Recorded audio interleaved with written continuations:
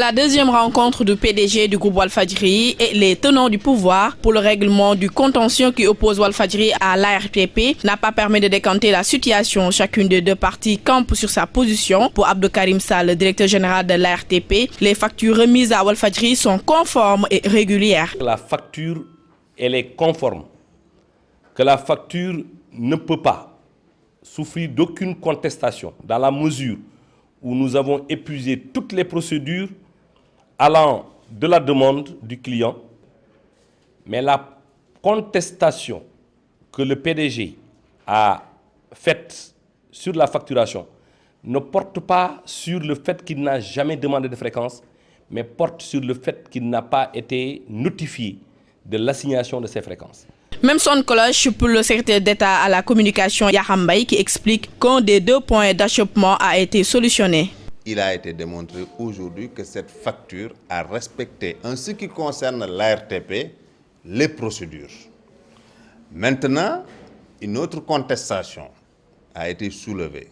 Une contestation contenue, il faut le souligner, dans une correspondance déjà que le président du groupe Walf avait adressée aux autorités de l'époque en 2011 pour dire qu'il refuse de payer le montant de cette facture parce que l'attribution des fréquences ne lui ont pas été notifiées. Des propos balayés d'un revers de la main par le PDG du groupe Walfadjri pour Sidi Lamine Niasse. Il s'agit d'une injustice qu'il n'est pas prêt à cautionner. Tout ça veut dire une intention, ça ne veut pas dire une demande.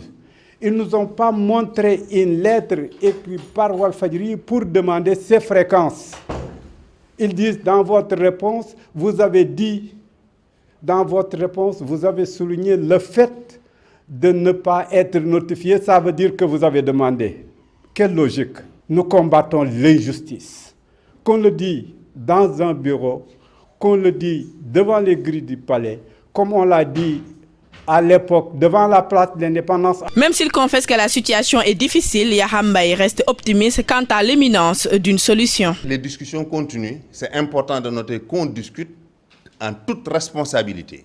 En toute responsabilité, les discussions sont du début à la fin techniques et il n'est pas écarté que demain ou dans les prochains jours, qu'on continue ces discussions pour trouver une solution de laquelle émergera la vérité. De son côté, Sidi Lamine Niasse, qui n'exclut pas l'arbitrage du président Macky Sall, reste ferme sur sa position. Le président de la République à qui j'ai adressé un courrier est devant un démembrement de l'État et une société, une entreprise dans un contentieux. S'il le règle entre-temps, tant mieux, c'est ce qu'on attend de lui. Si ça tarde et que cela va répercuter sur cette demande qu'on a faite au niveau du juge, c'est-à-dire le règlement préventif, le concordat qui permettra pas aux gens de venir partout pour nous mettre des bâtons dans les roues. En attendant de trouver les notifications qui semblent avoir disparu, si elles existent, chacune des deux parties campe sur sa position.